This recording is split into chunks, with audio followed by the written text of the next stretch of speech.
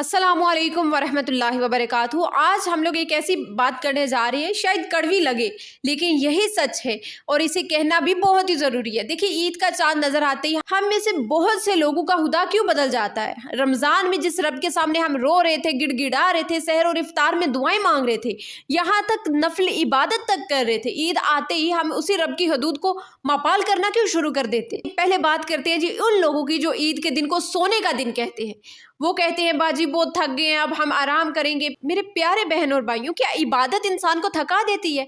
क्या अल्लाह का जिक्र आप पर बोझ बन गया है? देखिए, ईद का दिन आराम का तो नहीं है ना, इनाम का दिन है। इमेजिन करें, एक मजदूर महीना भर मुशक्कत कर रहा है और जब मालिक मजदूरी बांटने लगे तो वो सो जाए। ये इसके अपने हक की तौहीन है या नहीं? जब आप ईद के दिन मुंह बनाकर उदास बैठे रहते हैं या सारा दिन सोकर गुजार देते हैं तो आप कायनात के मालिक को मैसेज देते हैं कि मुझे तेरी इस नेमत की जरूरत नहीं है। आप मायूसी फैलाते हैं और मायूसी का दूसरा नाम कुफर है। क्या आप ईद के दिन भी कुफर के करीब रहना चाहते हैं? खुदारा, ईद का दिन खुशी का दिन है। ठीक है, इंसान की जिंदगी में लोग आते जाते रहते हैं, अब इसका मतलब ये तो नहीं है ना अब आप खुशियां नहीं मनाएंगे, वो भी अल्लाह की तरफ से दी गई खुशियां। अब जरा आप अपने गिरेबान में जान के, जैसे ही ईद का सूरज निकलता है हमारे हाथ दोबारा इन फोन्स की तरफ क्यों लिपकते हैं? वही पुराने हराम मैसेजेस, रिश्ते, वही नामहरम से बातें, वही फहाशी, और हम खुद को क्या कहते हैं, बस अब रमजान तो खत्म हो गया भाई, रिलैक्स हो जाओ, अब हम बात कर सकते हैं, अब कौन सा रोजा है। क्या आपको वाकई लगता है कि अल्लाह सिर्फ रमजान का रब है? क्या वो ईद के दिन आपको नहीं देख रहा? जिस नामहरम से बात करना, जिसका हाथ थामना आपने अल्लाह के डर से 30 दिन तक छोड़ा था, वो ईद की एक रात में हलाल कैसे हो गया है? आप रमज़ान के बाद हराम मोहब्बत को हलाल मोहब्बत कैसे समझ सकते हैं? क्या आपकी मोहब्बत वाकई में इतनी पाक है कि वो अल्लाह के अहकामात से भी ऊपर निकल गई है?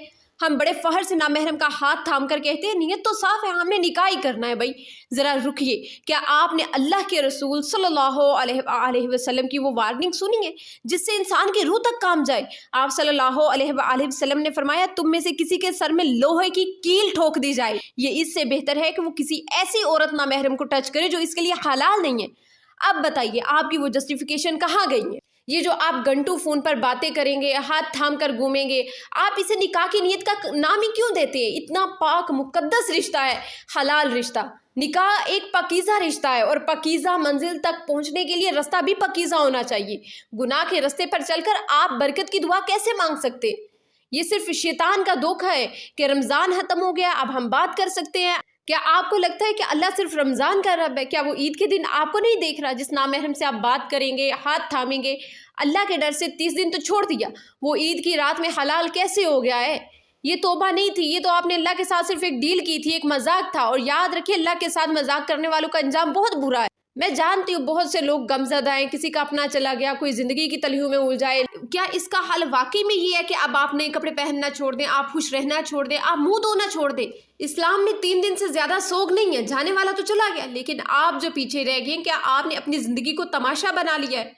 ईद का तैयार होना, साफ कपड़े पहनना, ये आपकी खुशी नहीं बल्कि अल्लाह का शुक्र है। अगर अल्लाह ने किसी को आपकी ज़िंदगी से निकाला है तो इसमें भी खैर है। बारिश आती है तो हमें लगता है कि हमारे मंसूबे खराब हो गए, लेकिन वो बारिश ज़मीन को ज़िंदगी दे रही होती है। बिल्कुल इसी तरह आजमाइश आपको बर्बाद करने नहीं, आपके अंदर सब्ज़ा उगाने आती है, आपको मज़ीद निखारने आती है। असल ईद ये नहीं है कि आप नए कपड़े पहने या सारा दिन सोकर आराम किया। असल ईद तो इसकी है जिसका रमज़ान कबूल हो गया, और कबूलियत की सबसे बड़ी निशानी ये है कि रमज़ान के बाद आपका किरदार बदल जाए। अगर आप दोबारा फिर से इसी गंदगी, इसी हराम तल्लुक और इसी झूठ की तरफ लौट आएंगे तो समझ जाएं कि आपने 30 दिन सिर्फ भूख काटी है, रोज़ा नहीं रखा। ईद तो एक नई शुरुआत का नाम है। अल्लाह ने आपको बीमार किया ताकि आप सेहत की कदर करें, अल्लाह ने आपको तड़पाया ताकि आप इसके करीब आ जाएं। आप दोबारा इससे दूर मत भागिए। अब तो ईद का दिन है, लेकिन क्या आपने कभी एक बात नोटिस की है? ईद की सुबह होते ही हमारी मस्जिद भी खाली क्यों होने लगती है?